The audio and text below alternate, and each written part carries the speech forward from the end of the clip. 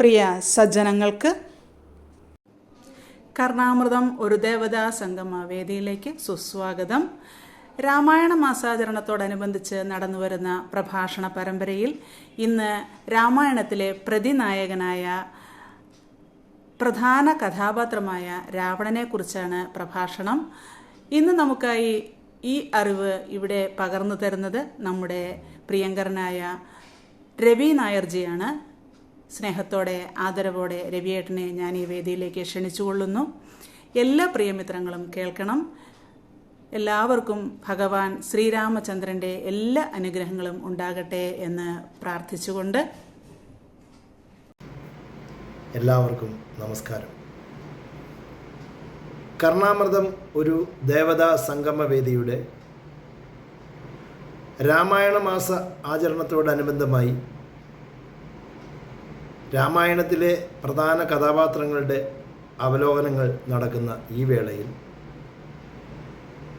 ഇന്ന് രാവണനെക്കുറിച്ച് രണ്ട് വാക്ക് സംസാരിക്കുവാനാണ് ഞാനിവിടെ എത്തിയിട്ടുള്ളത്. എൻ്റെ പേര് രവി ചോറ്റാനിക്കര. ഭാരതീയ ഇതിഹാസത്തിലെ ഏറ്റവും പ്രധാനമായ രാമായണത്തിലെ അതിശക്തനായ കഥാപാത്രവും പ്രതിനായകനുമാണ് രാവണൻ.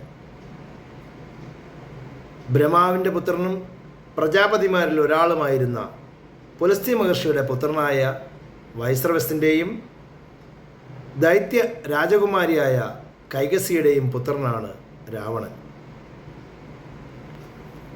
കുംഭകർണൻ, വിഭീഷണൻ, അഹിരാവണൻ, ഖരൻ, ദുഷാനനൻ, കുബേരൻ എന്ന അർദ്ധ സഹോദരനും ശൂർപ്പണഖ, കുംഭിനി എന്ന അർദ്ധ സഹോദരിയും ഉൾപ്പെടെ 8 സഹോദരങ്ങളായിരുന്നു രാവണന് ഉണ്ടായിരുന്നത്.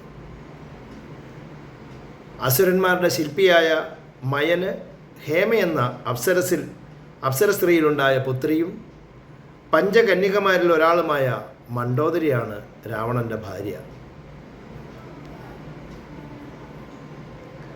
ബ്രഹ്മാവിൻ്റെ മാനസപുത്രന്മാരായ സനത്കുമാരന്മാർ ഒരിക്കൽ വൈകുണ്ഠം സന്ദർശിക്കുവാൻ ഇടയായി. ഭഗവാൻ മഹാവിഷ്ണുവിൻ്റെ ദ്വാരപാലകരായ ജയവിജയന്മാർ ആളറിയാതെ അവരെ തടഞ്ഞു നിർത്തി. കോപം പൂണ്ട സനത്കുമാരന്മാർ അവരെ 3 ജന്മം രാക്ഷസകുലത്തിൽ ജനിച്ച് ഭഗവാനെ ദുഷിച്ച് ജീവിക്കുവാൻ ഇടവരട്ടെ എന്ന് ശപിച്ചു. ഈ 3 ജന്മങ്ങളിലും ഭഗവാൻ തന്നെ അവരെ നിഗ്രഹിക്കുമെന്നും അരുളി ചെയ്ത ശേഷം കടന്നുപോയി. ഈ ശാപത്താൽ ആദ്യം ഹിരണ്യാക്ഷനും പിന്നെ ഹിരണ്യകശിപുവും യഥാക്രമം വരാഹം, നരസിംഹം എന്നീ അവതാരങ്ങളിലൂടെ ഭഗവാൻ അവരെ നിഗ്രഹിച്ചു. 2ാമത്തെ ജന്മത്തിൽ രാവണനും കുംഭകർണനുമായി ജന്മമെടുത്തു. രാമാവതാരത്തിൽ അവർ കൊല്ലപ്പെട്ടു. 3ാമത്തെ ജന്മത്തിൽ കംസനും ശിശുപാലനുമായിട്ടാണ് ജനിക്കുന്നത്. അവരെ കൃഷ്ണാവതാരത്തിലൂടെ അവരെയും നിഗ്രഹിക്കുന്നു. 1000 വർഷം കൊടും തപസ് ചെയ്ത രാവണൻ ബ്രഹ്മാവിനെ പ്രത്യക്ഷനാക്കി ദേവന്മാർ, രാക്ഷസന്മാർ, അസുരന്മാർ, യക്ഷന്മാർ ഇവർക്കാർക്കും എന്നെ വധിക്കാൻ കഴിയരുത് എന്ന് വരം നേടി. പിന്നെ രാവണൻ വരത്തിൻ്റെ പിൻബലത്തിൽ അഹങ്കാരിയായി മാറുന്ന ഭാഗമാണ് നമ്മൾ കാണുന്നത്. കണ്ണിൽ കണ്ടവരെയൊക്കെ ഉപദ്രവിച്ചു തുടങ്ങി. ദേവരാജാവായ ദേവേന്ദ്രനെ പോലും അപമാനിക്കുകയും ഋഷിമാരെയും ബ്രാഹ്മണന്മാരെയും അതികഠിനമായി ഉപദ്രവിച്ചും പോന്നു. ഭൂമിയിലും രാവണൻ്റെ പരാക്രമങ്ങൾ പൊറുതിമുട്ടിയപ്പോൾ ഭൂമിദേവി തന്നെ മുൻകൈയെടുത്ത് ദേവേന്ദ്രനോടൊപ്പം ബ്രഹ്മദേവന് പരാതി അറിയിച്ചു. താൻ കൊടുത്ത വരത്തിൽ ഒരു പഴുതുണ്ടെന്നും അതിയായ അഹന്ത കൊണ്ട് രാവണൻ അത് മറന്നിരിക്കുകയാണെന്നും അവജ്ഞ മൂലം മനുഷ്യകുലത്തെ വെറും കേവലന്മാരായി കണ്ട രാവണൻ്റെ അന്ത്യത്തിന് ഒരു മനുഷ്യൻ തന്നെ വേണം, അതുകൊണ്ട് നിങ്ങളെല്ലാവരും കൂടി മഹാദേവനെ കാണുക എന്ന് പറഞ്ഞ് ബ്രഹ്മാവ് കൈയൊഴിഞ്ഞു. അങ്ങനെയാണല്ലോ ബ്രഹ്മാവിന് പണ്ടേ ഇങ്ങനെയുള്ള ചില കുനിഷ്ഠ വിദ്യകളൊക്കെ ഉണ്ട്.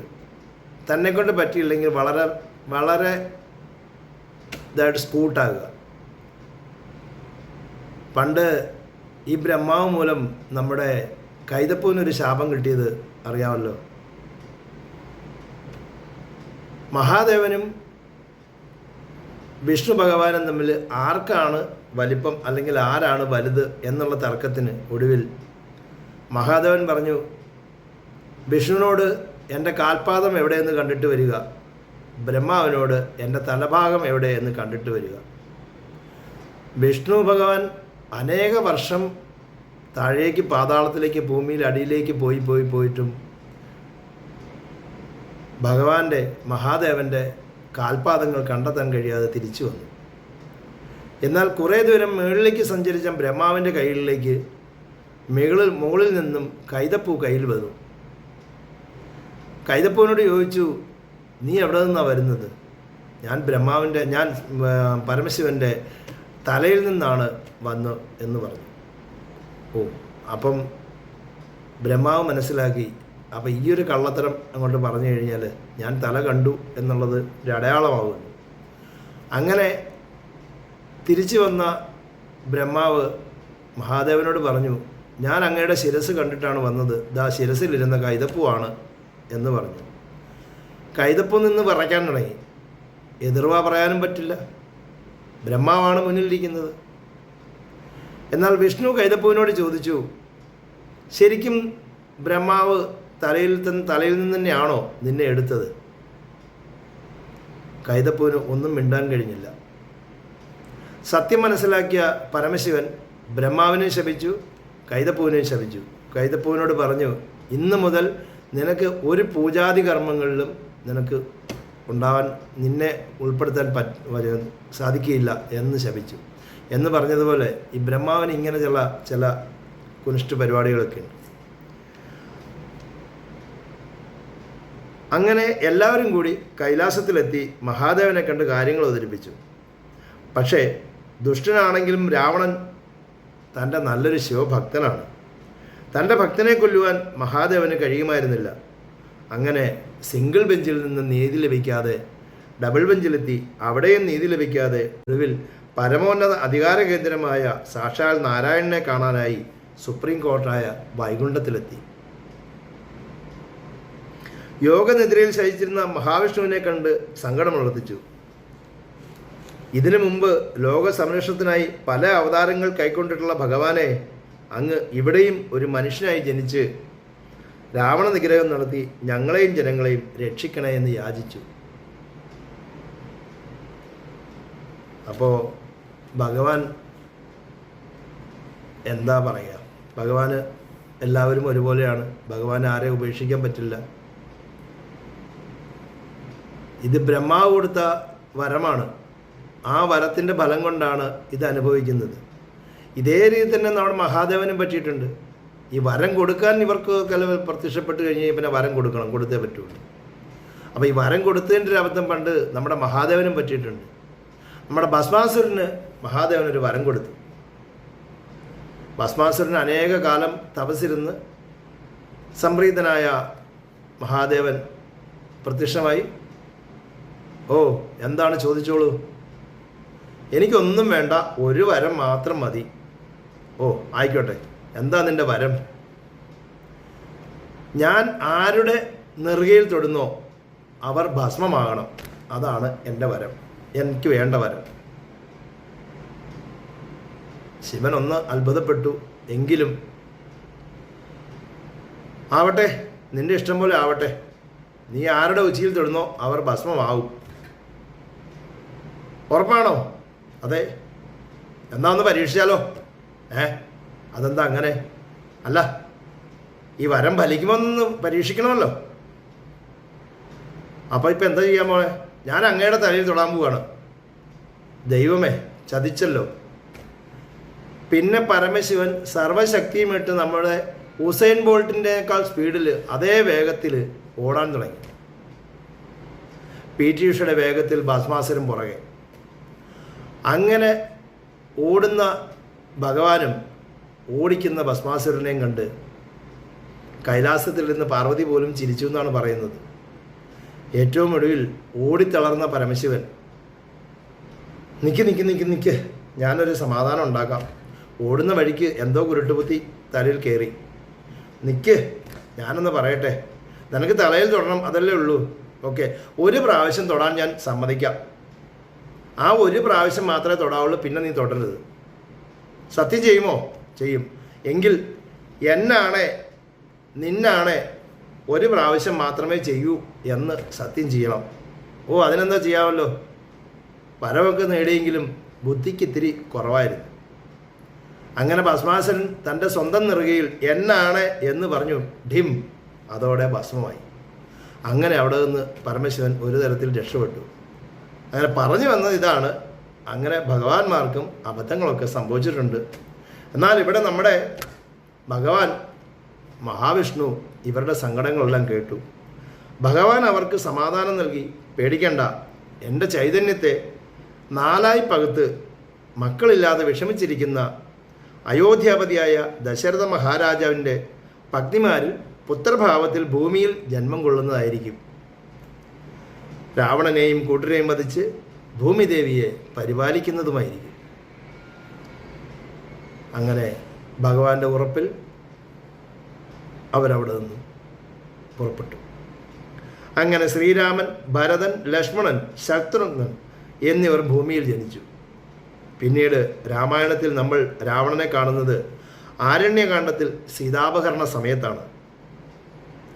വനവാസത്തിന് പോയ രാമലക്ഷ്മണന്മാർ ദണ്ഡകാരണ്യത്തിൽ പഞ്ചവടിയിൽ പ്രവേശിച്ച് അവിടം വാസയോഗ്യമെന്ന് കണ്ട് പർണശാല കെട്ടി താമസം ആരംഭിച്ചു. അവിടെ വെച്ചാണ് ശ്രീരാമൻ ഭ്രാതാവിന് മുക്തിമാർഗോപദേശം കൊടുക്കുന്നത്. സുന്ദരീ വേഷധാരിണിയായ ശൂർപ്പണഖ രാമണ ലക്ഷ്മണന്മാരെ സമീപിച്ച് വിവാഹ അഭ്യർത്ഥന നടത്തി. തന്നോട് പ്രേമാഭ്യർത്ഥന നടത്തുന്ന ശൂർപ്പണഖയോട് താൻ ജനകാത്മജപുത്രി സീതയുടെ ഭർത്താവാണെന്നും തനിക്ക് നിന്റെ ആഗ്രഹങ്ങൾ നിറവേറ്റാൻ സാധിക്കില്ല എന്നും അറിയിക്കുന്നു. എന്നിട്ട് നിന്റെ ആഗ്രഹങ്ങൾ ലക്ഷ്മണനോട് പറയുക എന്നൊരു തമാശയും പറയുന്നു. എന്നാൽ ശൂർപ്പണഖയുടെ കാമാവേശവും തീഷ്ണതയും പ്രേമാലസ്യവും ഒന്നും തന്നെ ലക്ഷ്മണൻ ചെവിക്കൊണ്ടില്ല. നൈരാശ്യവും കോപവും തൃഷ്ണയും ശൂർപ്പണഖയെ മായാരൂപം വേർപെടുത്തി രാക്ഷസിയാക്കി. ദംഷ്ട്രകളും നഖവും നീട്ടി സംഹാരരുദ്രയായി സീതാദേവിയുടെ അടുത്തേക്ക് പാഞ്ഞെടുത്തപ്പോൾ നൊടി നേരം കൊണ്ട് ഉറയിൽ നിന്നും വാളൂരി അവളുടെ മൂക്കും മുലയും അരിഞ്ഞു വീഴ്ത്തി ലക്ഷ്മണൻ. ശൂർപ്പണഖയുടെ സ്തനനാസികൾ ഛേദിച്ച വിവരമറിഞ്ഞ അവളുടെ സഹോദരങ്ങളായ ഖരദൂഷ്ണ ത്രിശിരസുകൾ യുദ്ധത്തിനായി വന്നു.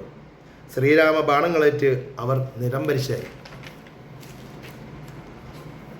ശൂർപ്പണഖ പിന്നീട് സഹോദരനായ രാവണനെ സമീപിച്ച് തനിക്ക് കിട്ടിയ അപമാനവും അംഗഛേദങ്ങളും അറിയിച്ചു.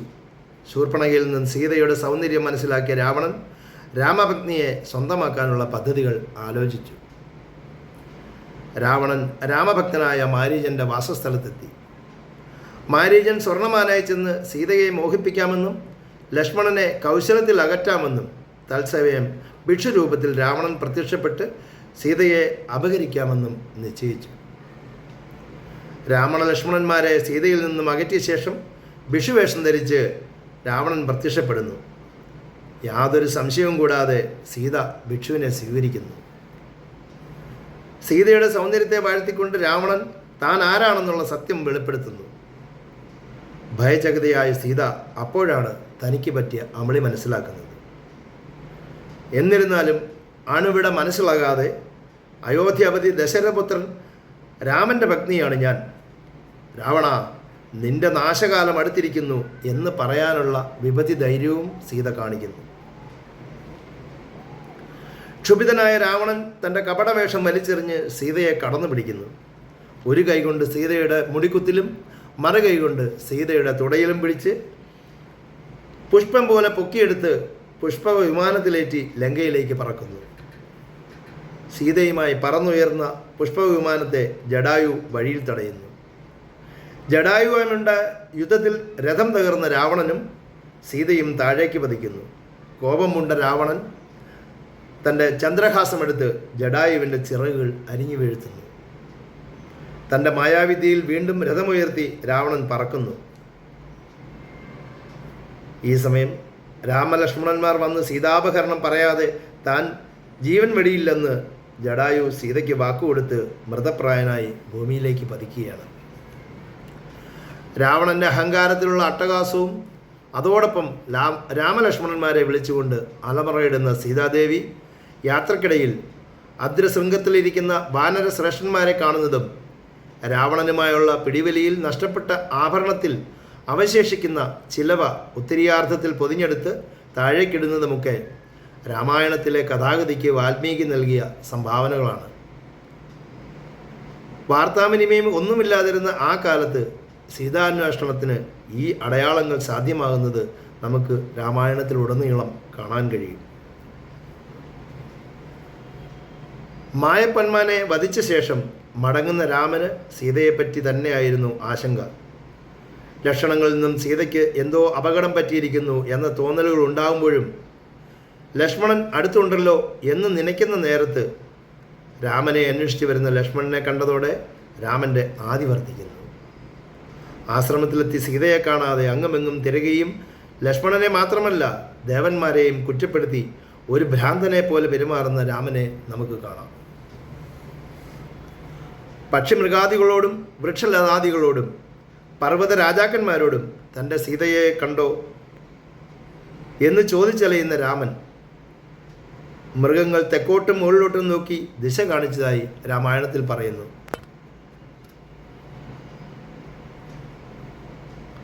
കാട്ടിൽ വസിക്കുന്നവരുടെ കൃത്യമായ പരിസര നിരീക്ഷണത്തിന് ഉദാഹരണമായി അന്വേഷണത്തിനിടയിൽ സീതയുടെ ചെറുകാലടികളും കൂടെ ഭീമാകാരമായ കാൽപ്പാടുകളും സീത ചൂടിയിരുന്ന പുഷ്പങ്ങളും വഴിയിൽ കണ്ട ലക്ഷ്മണൻ സീതാപഹരണത്തിന് ഒന്നിലധികം പേരില്ലെന്ന് മനസ്സിലാക്കി ആ വിവരം രാമനെ ധരിപ്പിക്കുന്നു. രാവണനോട് ഏറ്റുമുട്ടിയ പക്ഷിരാജാവായ ജടായുവിനെ വഴിമധ്യേ കണ്ടുമുട്ടുന്നതും സീതാപഹരണ വൃത്താന്തം സ്ഥിരീകരിക്കുകയും ചെയ്യുന്നതോടെ രാമകരസ്പർശമേറ്റതോടെ ജടായു വിട പറയുന്നു. പിന്നീട് ലങ്കാപ്രവേശനം മുതൽ രാവണ യുദ്ധത്തിനായുള്ള പടയൊരുക്കങ്ങളുടെ നീണ്ട തയ്യാറെടുപ്പുകൾ നമുക്ക് കാണാം.